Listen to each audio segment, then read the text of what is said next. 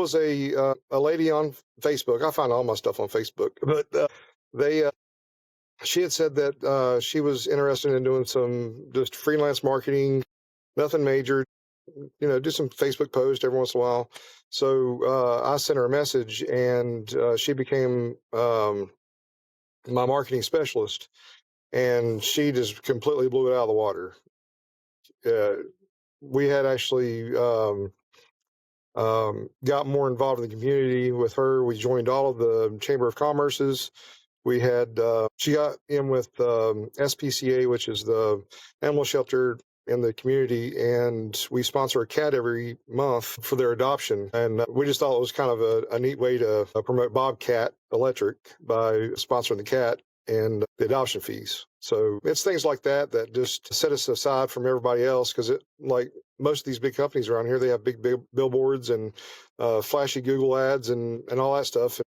We would rather put that money towards the community and help people out, as opposed to spending thousands of dollars on advertising. I love your community-based approach to just growth, and doing something like that ties into your mascot and your brand is super clever and really cool and very memorable. And I think that allows homeowners to feel good about who they're letting in their homes doing the work, and sets you apart. So I think as a golden nugget, or like a takeaway for other people listening here, this really is a good reminder to do something unique and a little different and out of the box. And if you're a small business and you're not PE backed and you don't have VCs or money and whatever, and etc., small things like this can create a lot of great memorable moments that gets your business talked about amongst the local community. Is there anything else you do, kind of local community? Any other tips and tricks to get started for someone that's kind of new to this style of thinking or marketing? Well, it's really not be afraid to reach out. I mean, the worst thing that anybody's going to say is no. So you've got an idea, shoot it out to somebody. And like, we're working on that same animal hospital or animal shelter is needing a generator installed. So we're getting with the generator supplier, and we're going to have a fundraiser for them. So there's just so many things that are fun and innovative that people are willing to do.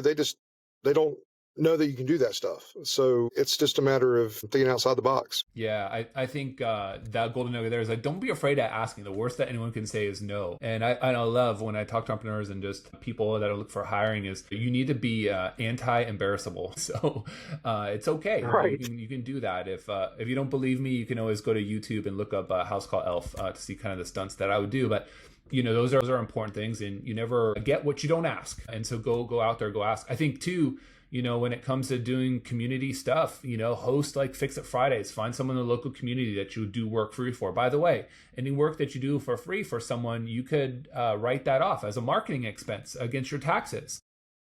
Sponsor youth sports, but activate it. So don't just do a logo, but set up a booth on game day and give out stuff. Don't just have that signage out there, but give away free water, do like QR codes, be innovative, like Bob said, park the van with a purpose, do it at like local spots, put it at high school pickups. If it's sitting there and it's just sitting at the shop, put it at the Costco lot, put it at the farmer's market, put a technician outside. Do fun stuff, put like Ask a Pro, free advice, do fun things out there. Those are all kinds of free community style things that you can do that aren't, Google PPC, that aren't like pay someone to do SEO work, that kind of get your name out there.